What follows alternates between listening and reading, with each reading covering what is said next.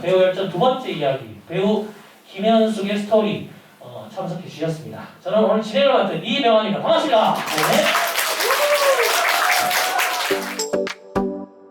네. 또 요즘 오징어 게임 그죠? 워낙 다 아시잖아요. 오징어 게임 감독이 그 김현숙 씨가 출연했던 수상한 그녀. 예. 그 사실 그 넷플릭스로 가시기 전에 최고의 그렇죠. 본인 히트작이죠. 예. 그분은 워낙 뭐 똑똑하셨었어요. 근데 그 뭐 작품을 다 아실지 모르겠지만 굉장히 사실은 배우나 감독님들이나 각자 자기의 어떤 강점, 전문 분야가 좀 있잖아요. 예를 들면 뭐 로맨틱 코미디를 잘하시는 분이 계신다. 아니면 배우도 좀 약간 그런 부류의 그런 것들인데 그분은 처음에 사실은 영화 도가니라는 영화 약간은 좀 실화를 바탕으로 했던 좀 정말 좀 사회 경종을 울리는 내용의 좀 어떻게 보면 다크하고 무거운 분위기에 그걸로 거의 이렇게 유명해지셨는데 그 이후에 바로 했던 작품이 저희 수상한 그녀라는 작품이었어요. 근데 굉장히 알고 봤더니 코미디를 원래 좋아하셨다고 하더라고요. 그래서 그때 당시에 제 기억으로는 뭐 워낙 뭐 호인이셨고 그랬는데 그 배역이 제가 막대먹은 영희씨라는 캐릭터를 오래 하다 보니까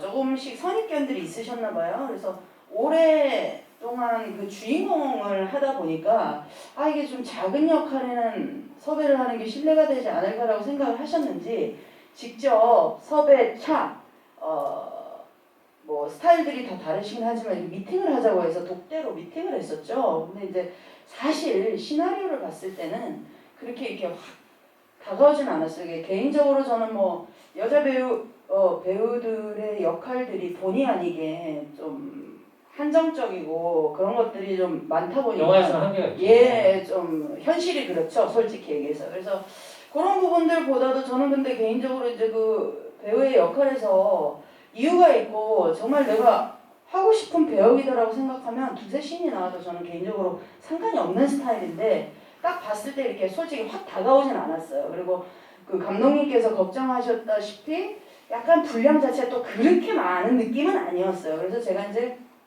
딜을 했죠. 감독님 솔직하게 얘기를 했어요. 제가 저는 좀 이렇게 배역이 이유가 있었으면 좋겠고 주인공이 아니더라도 조연이라도 각자 삶에서는 개인의 삶에서는 주인공이고 또 극 속에서도 각자의 우주는 존재하지 않겠습니까? 그래서 조금 한 어떤 씬을 좀 임팩트 있는 씬을 하나만 넣어주시면 저 정말 할 의향이 있습니다라고 했더니 너무나도 흔쾌하게 시나리오를 저를 위해서 그런 부분을 바꿔주셨어요. 그렇게 되게 인간적이시고 그리고 아주 그러시면서 이제 아주 즐겁게 촬영을 했었고 아마 인터뷰 중에 그런 얘기를 봤던 것 같아요. 이게 개인적으로 그 수상한 그녀라는 촬영을 하시면서 좀 즐겁게 하셨던 촬영이 언제였냐 했더니 이제 저랑 제 아버지 역할로 박인환 선생님이 나오셨었는데 그 씬을 할 때가 참 개인적으로는 또 현장에서도 재밌었고 그리고 소위 요즘은 팬데믹 이제 코로나19가 너무 이제 우리 삶에 많이 침투해 있잖아요. 근데 그 당시만 해도 이 코로나 시대는 아니었어요. 그래서 이제 보통 영화가 끝나면 마지막에 그런 걸 해요. 이제 뒤풀이라고 하죠. 그럼 회식을 하는데 술을 한 잔 드시고 얼큰하게 취하셔갖고 영화도 잘 되고 해서 이렇게 약간 취하셔갖고 저한테 그런 말씀을 하시더라고요. 너무 고맙다고. 본인도 사실은 이렇게 보통은 영화 감독님들이 본인이 직접 시나리오도 쓰시고 연출도 하시는 분들이 워낙 많기 때문에 본인이 직접 시나리오를 대부분 쓰시는데 그것도 이제 감독님 직접 쓰셨었어요. 그래서 정말 현숙 씨 덕분에 제가 아무래도 이렇게 주인공 위주나 어떤 메인 스토리에만 너무나도 이렇게 신경을 쓰고 있었는데 자신의 시야를 좀 넓혀주고 많은 걸 좀 깨닫게 해줘서 고맙다고 말씀하셔서 저 또한 더 고마웠죠. 그리고 또 한 명의 또 감독님이 계시죠. 네. 또 인상 깊었던 우리 이제 신과 함께 감독하셨던 그 김영하 김영하 감독하고 현숙 씨가 처음 데뷔한 영화가 미녀는 괴로워예요. 예. 네. 그 감독님이셨거든요. 국가대표 하셨던 그분이 신과 함께 감독님. 아실만한 세대들도 있으실 것 같고 모르실만한 세대도 있는 것 신과 같아요. 함께는 다 아시는 분은 신과 함께는 아시는데 미녀는 보신 분 계세요? 얼굴 많이 보셨네요. 그래도. 어우 예. 유명한 감독님은 어떠셨어요? 같이 김용호 감독님도 이거 기본적으로 워낙 잘하시는 분들은 정말 똑똑하신 것 같아요. 명석하시고 그리고 이제 제가 그런 걸 느꼈었죠. 이제 메커니즘의 차이가 있는데 사실 제가 경성대 연영과를 다닐 때 물론 뭐 독립영화나 이런 영화들은 좀 주인공으로도 많이 찍어보고 했었지만 소위 얘기하는 우리가 돈을 받고 하는 프로의 세계에서의 그 상업 영화에서 주조연급을 맡은 거는 사실 제가 그 데뷔를 하고 처음이었어요. 처음이잖아요. 네. 김하중 씨 친구로 나왔어요. 예, 맞습니다. 근데 그 감독님도 스타일이 이제 독특했어요. 그러니까 감독님들마다 성향도 다 다르고 어떤 연출의 방식이 다 다르시긴 한데 저는 순간 약간 연극영화과에 워크숍 하는 때로 돌아가는 듯한 느낌이었어요. 뭐였냐면 모든 배우에게 주연, 조연 상관없이 주요 배역들에게는 약간 대학교도 무슨 레포트처럼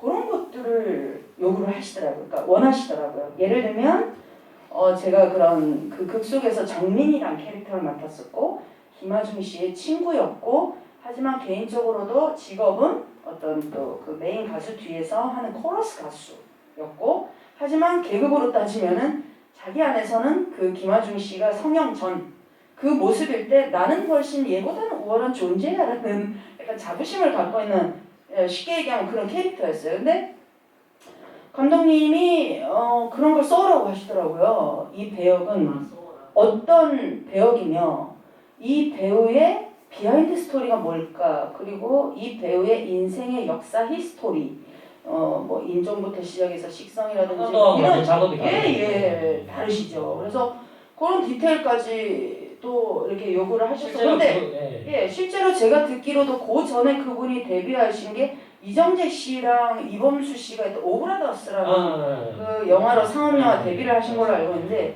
이정재 씨한테도 사실 지금도 그렇지만 그 당시에도 이정재 씨는 뭐 탑 배우였거든요.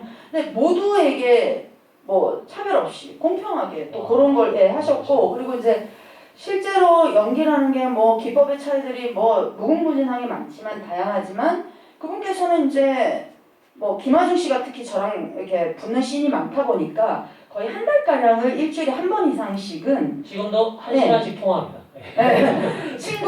친구로 나오니까 실제로 둘만 거의 한두 달, 두 달 정도 가량을 미리 리허설을 했었던 것 같아요. 제가 왜 이 질문을 드렸냐면 이제 보통 캐스팅 되면 배우들이 이제 실제 감독님들 만나서 어떻게 소통하냐에 따라서 이게 분량이 늘어나거든요. 이게 실제 이게 술자리에서 자기 어필을 잘하고 또 얘기를 하고 소통을 잘 하는 사람들이 우리가 찍었던 게 그대로 이게 원래 나와 있어서 영화를 찍은 게 아니라 배우들하고 계속 그렇게 해서 배우가 감독한테 이렇게 잘 하면 이게 분량이 그리고 좀 궁금한 점들은 질문을 하는데 그런 부분에 있어서도 완벽하게 준비되셨던 연출가라는 생각이 들었던 게 예를 들면 뭐 대사에 약간 궁금한 거는 애매한 게 있어요. 우리가 뭐라고 얘기했을 때 잘 안 들렸을 때도 할 수도 있고 무슨 말인지를 몰랐을 의미를 생각했을 때 뭐 이런 여러 가지가 있잖아요. 근데 그런 아주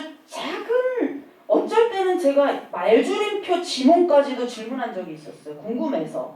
그랬더니 그런 부분들을 그냥 툭 치면 딱 나와요. 그래서 그만큼 자기 머릿속 안에 너무나도 디테일한 그 장면과 그 의도와 캐릭터 하나 각자마다의 어떤 이런 것들이 명확하게 자신 안에 데이터로 있으셨던 거죠. 그런 의미에서 굉장히 기억이 많이 남는 감독님이시죠.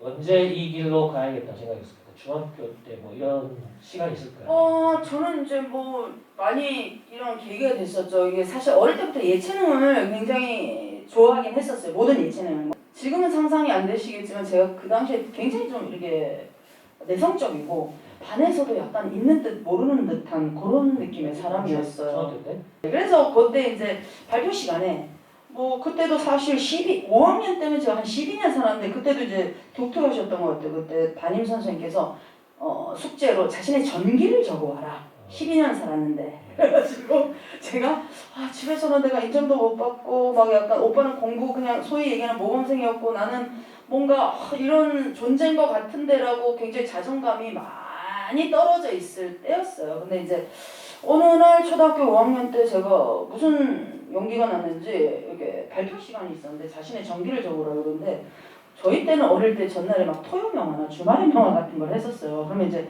전날 그런 거 이제 뭐 영화를 보고 이랬었는데 뭐 약장수가 나서 날아가는 새가 왜 떨어져 뭐 힘이 없어서 아니야 그건 영양실조야 뭐 이러는데 너무 재밌어 보였어요. 그래가지고 그 다음날 발표를 하는데 보통 어떤 아이들은 그냥 이제 발표 서술형으로 하잖아요.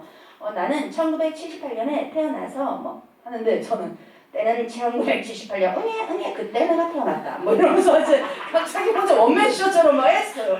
막 이러면서 뭐 하다가 갑자기 딱 했는데 공책을 딱 내는 순간 끝나고 나서 와 미친 듯이 몰입해갖고 했는데 내가 미쳤나? 내가 무슨 짓을 한 거지? 갑자기 이런 생각이 들었는데 공책을 딱 내는 순간 갑자기 이런 눈으로 막 거기 있던 친구들과 선생님이 하더니 너무 놀랬는지 한 2, 3초 뒤에 갑자기 우와 이러면서 이제 박수가 터져 나오는 거예요. 그래서 이게 뭐지? 그래서 그때 이제 제가 약간 희열을 느끼고 사람들이 난 집에서도 인정을 못 받은 사람이었던 것 같은데 나와 그렇게 가족도 아닌 이런 소위 타인들이 나에게 이렇게 박수를 쳐주고 내가 뭐라고 그런 환호의 눈빛과 그 박수를 잊을 수가 없었던 것 같아요. 그래서 그 희열 때문에 이게 뭐지 하고 조금 더 알고 싶었는데 이제 어느 정도 진로를 결정을 해야 되잖아요. 그래서 중학교 때는 이게 경제적으로도 좀 힘들고 개인적으로 제가 홀어머니 밑에 3남매로 자라가지고 경제적으로도 그렇고 이렇게 풍족하지는 않았어요. 그래서 미술 해야 되나 뭐 해야 되나 하는데 이것저것 생각하다 보니까 종합예술은 약간 연기인가? 이러면서 이제 고등학교 때부터 연극반을 들어가기 시작하면서 연극반 생활을 꾸준하게 하다가 이제 대학교를 경성대 연극영화과를 한번 가봐야 되겠다 하고 이제 거기를 진학하게 된 거죠. 근데 그때 그 과감한 결정을 하지 않았다면, 그죠? 그때 그 결정을 안 한 친구들은 다 지금 부산에 있습니다. 연극을 하고 있고. 아니 뭐 이분들이 실패라는 말이 아니라 그렇죠. 이게 올라가기가 쉽지가 않은데, 그리고 또 집에서 지원도 없었는데, 그때 어떤 마음으로 올라가셨나요? 일단은 저는 뭐 일단 개인적으로 하는 스타일이 뭐 일단 해보면은 좀 최선을 다하는 스타일이긴 했는데 저는 사실 뭐 그 얘기 나중에 나올 건가요? 하여튼 제가 이제 뭐 박준영 씨 만난 그런 계기는 나중에 이제 지금 하셔도 지금 해도 됩니까? 그래서 저 같은 경우는 이제 연극을 또 이제 대학교 올라가서 해보는데 저희 때는 이제 워크숍들이 있었어요. 그래서 뭐 히락극이다 뭐다 이렇게 나름 저희 때는 정해진 것들이 있었는데 그래도 경성대학교 연극영화과 하면은 예전에는 뭐 저희 시절에는 좀 제가 1978년생인데 그렇게 전국에 연극영화과라는 그 자체가 많지도 않았어요. 개수 자체가. 없었어요. 그래서 아주 뭐 명문이었죠. 제가 나와서가 아니라 정말 그 당시에는 부산에서는 그래서 아주 자부심을 저는 이제 경성대 연극영화과를 입학할 수 있었다는 것에 굉장히 자부심을 갖고 있었고 근데 이제 약간 갭이 있었죠. 이게 저의 기대치와 현실이 좀 다르더라고요. 그러니까 이제 항상 우리가 나름 초등학생에도 선택의 기로가 있잖아요. 누구나 중학교 올라가면 내가 어떻게 될까? 중학교에서 또 고등학교 올라. 근데 이제 저는 나름대로 대학교 하면은 과가 정해지고 전공을 정해야 하는데 고등학교 연극과를 하면서 연극영화과를 가야 되겠다 이랬는데 사실은 그때 저의 환상과 기대는 연극영화과를 가면 교수님들이 다 알아서 이렇게 뭐 해주겠지? 라고 기대를 했었어요. 근데 그게 아니더라고요. 그래서 이건 그럼 내가 좀 헤쳐나가야 되겠다 해서 닥치는 대로 그냥 워크숍은 무조건 다 했었어요. 다 했었는데 이게 좀 아쉽더라고요. 뭔가가 기회도 그렇고 그리고 이제 아무래도 이거는 현실인데요. 제가 부산을 폄하하는 게 아니라 정말 그 부산뿐만이 아니라 서울 이외의 다른 지방에 있는 도시들은 특히 문화예술 쪽은 서울에 비해서 상대적으로 굉장히 모든 혜택과 어떤 기회와 종류들이 열악합니다. 그래서 그걸 피부로 많이 느꼈었죠. 그래서 그런 것들이 물론 저도 개인적으로 그런 건 있었어요. 부산에서는 나름 유명해서 어떤 졸업 이후에도 뭐 연극이나 뮤지컬 같은 걸 하고 싶었을 때 그냥 섭외가 오는 약간 개념이 있었어요. 저는 오디션이나 이런 게 없이도. 근데 계속 목마르더라고요. 그리고 아무리 내가 하고 싶어도 그리고 그런 생각이 딱 들었었어요. 내가 이 부산에 있는 어떤 문화예술에 또 기여를 하고 많은 또 후배들과 동료들에게 도움을 주기 위해서는 내가 위해서 뭐라도 되고 와야겠구나. 그러니까 돌아오더라도 큰 뜻을 품은 그런 생각을 막연하게 했었어요. 근데 이제 막연하긴 했죠. 그리고 이제 그러고 나서 이제 서울을 무작정 사실은 판단을 해보다가 안 되겠다 하고 정말 트렁크 가방 하나 싸들고 서울로 올라갔죠.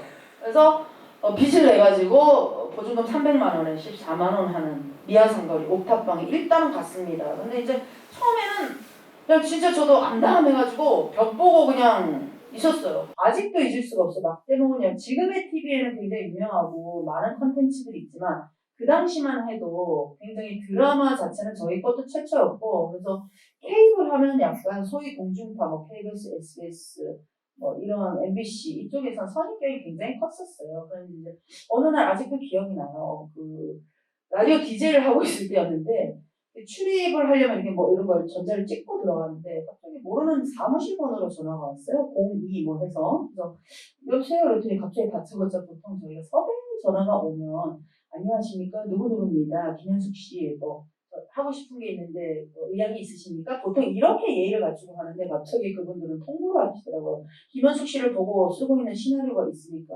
오셔야겠습니다. 그래서 예? 무슨 말씀이시죠? 이랬더니 오셔야 돼요. 그래서 통보를 받아서 사실은 처음에 그 드라마에 대한 기대보다는 그냥 도대체 누군지 보자 궁금해서 갔어요. 근데 딱 들어가자마자 이런 큰 테이블에 이제 앉아 계시더라고요. 그래서 문을 열고 안녕하세요 저 김현아인데 갑자기 탁자를 빡 치더라고요. 왜 우리나라 여배우들은 잠을 잘 때도 눈썹을 붙이고 자는가? 그래서 왜 화장을 하고 자는가? 눈썹을 지우지 않고 자는가? 우리는 이 모든 것들을 탑하기 위해서 이거를 기획하고 있습니다. 이러더라고요. 그래서 내가 진정하시고요. 그래서 그게 이제 저한테 얘기했던 막대먹은 영애씨라는 드라마였어요. 그리고 이제 처음에 다큐 드라마라는 그런 제목이었는데 굉장히 생소했죠. 왜냐면 우리나라에서는 최초였어요. 다큐는 있었죠. 다큐멘터리라는 건 있고 우리가 그냥 드라마라는 건 있는데 연속극이라는 뭐 이런 단어도 있고 근데 다큐 드라마. 그래서 이게 그랬는데 어떤 이런 얘기들 들어보니까 굉장히 참신했고 그리고 어떤 제가 데뷔하기 전부터 이런 시청자 입장에서 봤을 때도 굉장히 가려운 부분을 긁어줄 수 있을 것 같은 그런 내용이 출산드라처럼 또 어떻게 보면 발상 전환도 되고 네네. 그다음에 그래서 네, 그리고 본인이 맞습니다. 하다 보니까 이게 또 기회가 온 건데 예. 중요한 거는 저는 이제 실제로도 지금 뭐 궁금한 게 많잖아요. 주인공을 한다는 게 드라마를 그렇죠. 해본 적이 없는데 이게 전원일기 당한 걸로 제일 힘들어. 지금 국내에서 시즌 17까지 간 게 없습니다. 네. 그리고 시청률이 계속 4% 이상 나왔어요. 예. 케이블에서 굉장히 센세이션했죠. 네. 자, 우리 객석에 계신 분들 중에 우리 김현숙 배우 궁금하신 분, 네, 사장님 손 들어주시면 질문을 선택하시면 또 선물도 드립니다. 자, 질문하실 분, 네, 마이크 좀 주시고. 오늘 이야기 너무 잘 들었고요. 네. 지금 작품을 여러 개 많이 하셨는데 네. 그 중에서 조금 가장 인상 깊은 작품이 좀 있었을까요? 굳이 장르를 막론하고 기억에 남는 작품은 아무래도 뭐 영애 씨긴 하겠죠. 영애 씨가 기억에 진짜 많이 남고 영애 씨 같은 경우는 일단은 뭐 제가 참 좋은 작품을 제가 직접 하기도 했지만 그 내용만 보자면은 일단 우리가 정말 살아가는 우리가 옛날에는 특히 더했던 게 뭐 드라마나 영화 같은 데서는 약간 판타지적인 요소들이 훨씬 많았는데 영애 씨 같은 경우는 굉장히 우리 삶에 일단 주인공이라는 캐릭터가 보통은 다 전형적으로 그죠? 막 뿔테 안경 하나 끼고 있다가 추녀 역할처럼 나와놓고 갑자기 이걸 하나 벗으면 미인이 되는 뭐 이런 좀 약간 허무맹랑한 캐릭터도 아니었고 정말 우리 일상에서 일반적인 또 배경 자체도 굉장히 보통 드라마는 막 대기업에서 그래서 우리나라는 대기업만 있는 줄 알지만 훨씬 중소기업이나 소규모 기업이 또 많거든요. 그래서 그런 배경에 아주 우리 시대를 좀 대변하는 평범한 여성상을 일단은 연기해서 참 좋았었고 그리고 저는 개인적으로 그런 내용 중에도 우린 이런 희노애락을 좀 많이 적절하게 잘 표현해서 좋았던 것 같아요. 그래서 기억에 남는 또 에피소드 같은 것도 많았지만 예를 들면 이런 거였죠. 또 힘든 일을 겪고 그 당시에 아마 영애가 이렇게 좋아하는 남자에게 시련을 좀 당해갖고 힘든 그런 상황이었는데 어느 날 비도 오고 마음이 착잡해서 전화번호부를 뒤졌는데 수백 명의 전화번호부 중에서 단 한 명도 전화할 사람이 없다는 것 때문에 혼자 술을 마시고 뭐 이런 장면들이 굉장히 그 소소하면서도 일상적인 부분들이 많이 나왔는데 그 와중에서도 이제 나레이션 같은 부분들도 굉장히 독특했죠. 그래서 아마 마지막 장면이 이랬었던 것 같아요. 뭐 영애가 우산을 딱 피고 가다가 비가 그쳤나 이러고 딱 하면서 그쳤구나 이러면서 마지막에 스틸이 딱 그 장면이 멈추면서 나레이션이 흘러나와요. 우리는 비가 그쳤다고 해서 우산을 접을 수가 없다. 내일을 살기 위해 어제를 버릴 수 없듯이 뭐 이런 것들이 나오거든요. 그래서 어떤 일상의 우리 감정들을 잘 건드려주고 또 공감할 수 있을 만한 그런 내용들이 많았었기 때문에 굉장히 저한테는 올해도 했지만 기억에 남는 작품이죠. 본인 삶하고도 좀 실제로 많이 닮아 있었거든요. 그래서 참 좋았어요. 그리고 이제 또 많은 분들이 이왕이면 저는 그랬거든요. 뭐 제가 정말 좋아하는 일을 하고 있는데 그게 직업이 되어서 그 직업으로 정말 돈까지 벌 수 있다는 거는 정말 감사한 일이라고 생각을 하는데 거기에다가 또 갈수록 더 그렇게 돼가긴 하는 것 같은데 제가 좋아하는 일을 하는데 또 많은 분들이 그걸 보고 공감해 주시고 그게 도움까지 좀 이렇게 위로가 된다는 말씀을 해주실 때 특히 이제 보람을 느끼는데 그런 의미에서 영애 씨는 정말 우리 그 모두에게는 아닐지 모르겠지만 정말 많은 수많은 대부분의 우리 삶을 잘 살아내고 있는 소시민들에게 또 굉장히 활력소가 됐다는 피드백을 받기도 해서 저한테는 배우로서도 너무 좋았지만 그런 피드백들도 저한테는 너무 좋았죠. 그래서 그런 의미에서 여러 가지 의미가 있겠지만 그런 의미에서 굉장히 기억에 남는 작품은 영애 씨가 아무래도 앞으로 이제 더 바람은 있죠. 또 그걸 뛰어넘을 수 있는 작품을 만나고 싶죠. 이게 배우 활동하시면서 큰 성공했지만 성공 발판이 될 때 실패를 했는데 실패를 극복을 했던 실패가 뭐였고 그때 또 어떻게 지금 물론 긍정적인 뭐 이런 것도 있지만 가장 자기가 실패라고 하는 순간이 어떤 순간이었어요? 실패 오디션 같은 거. 근데 저는 그거를 이제 실패라고 일단은 명명하고 싶지는 않고 우리가 삶의 하나의 과정이라고 생각을 하는데 그런 경험들을 통해서 저는 그냥 이렇게 내가 열심히 했는데 왜 나를 안 알아주지도 물론 있죠. 사람이 그런 생각도 들고 내가 열심히 한 만큼. 근데 그걸 통해서 과연 나는 무엇을 얻을 것인가에 대한 생각을 주로 했었던 것 같고요. 그리고 이왕 자기 위안을 하기 위해서 좀 필요했던 거는 또 이런 실패를 맛봤기 때문에 다음번엔 이런 실수를 또 안 하겠지? 라는 생각을 하게 될 것 같고 그랬었던 것 같아요. 그래서 약간 그런 별로 내가 원하지 않은 상황 속에서 일어나는 일련의 일들에 대해서 여기서 내가 얻을 건 무엇인가에 대해서 먼저 생각을 했었던 것 같고 그리고 이왕이면 자기 자신의 위안을 위해서는 그래 내가 이렇게 해봤으니까 또 다음에는 이렇게 하지 않으면 안 되겠구나를 알게 됐구나 라고 생각을 하는 게 가장 현명한 방법이 아닐까 싶었어요. 그리고 다음 걸 생각하는 거예요. 그리고 사실은 저는 오디션 보면서 그런 걸 대단한 게 근데 이제 대신 그런 생각을 하게 되면 예를 들어 이제 본인한테 좀 적용을 시키자면 노하우가 이제 생기겠죠. 근데 거기서 재수없어 떨어졌어 나 재수없어 짜증나 이걸로 끝나버리면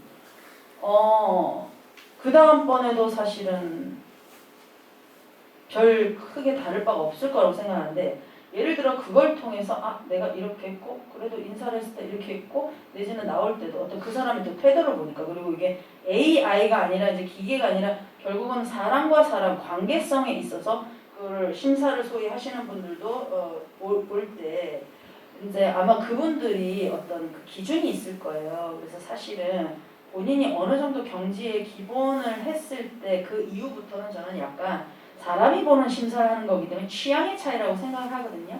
그래서 다음 거를 했을 때 내가 이런 걸 했을 때는 이 사람들이 이렇더라 저렇더라 그리고 이런 장르에 따라서 그래서 그런 어떤 좋은 의미의 긍정적인 방향으로서의 자기 반성을 하게 되면 그 다음번엔 또 늘고 그리고 이게 처음부터 잘할 수가 없는 게 저희 같은 사람들도 뭔가 바라는 게 있으면 더 떨려요. 내가 여기서 꼭 진짜 이 배역을 하고 싶다, 내년 오디션을 통과하고 싶다 이러면 분명히 떨리거든요. 근데 오히려 하나의 노하우를 좀 알려주자면 또 모르겠다 떨어지면 또 다음에 하면 되지 뭐 이런 마음으로 또 오히려 해버릴 때 또 될 때가 있다. 그래서 그런 부분들이 이제 자신한테 민정양한테 이렇게 노하우가 쌓이다 보면 훨씬 더 이렇게 발전을 할 수 있다라고 생각을 하고 그래서 이제 그냥 화가 나는 마음에서 그칠 게 아니라 이건 이렇네 저건 저렇네라고 객관적인 자기화를 시켜보면은 훨씬 더 도움이 되지 않을까 싶어요. 제 동기 중에 또 드라마 작가가 있는데 거기 이제 MBC 메이크업 라이프 심장의 바나나 작가거든요.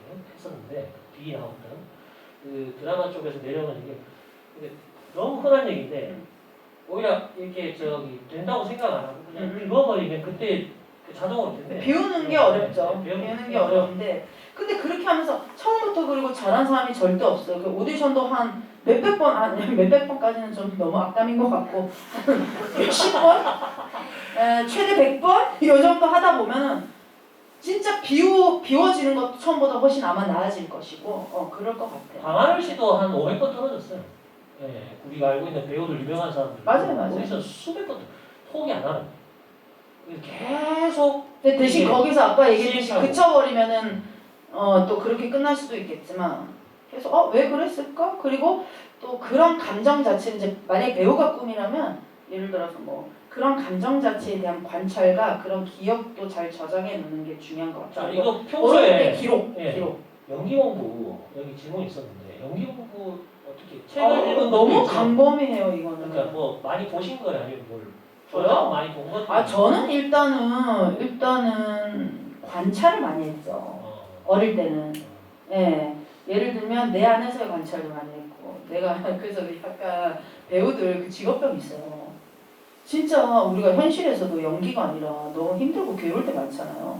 그럼 진짜 집에서 진짜 이러고 우는데 갑자기 나 이러면서 거울을 막 이렇게 토구하는 감정 때는 내 얼굴이 어떻게 하고 있지? 이러면서 그러니까 이런 거를 이제 기억의 창고에 저장 창고에 저장을 하는 거예요. 근데 이제 깊이 들어간 많은 게 있죠. 이런 어떤 내 정서적 기억들을 관찰하고 기록하고 기억하는 것도 중요한데 중요한 건 예를 들어 민정 씨의 인생은 인간극장에서는 될 수 있겠지만 다른 캐릭터를 입었을 때 그 민정 씨대로만 할 수는 없잖아요. 그러면 내 정서적 기억을 기억하되 그 캐릭터에 대한 분석을 통해서 그런 테크닉을 입히는 거죠.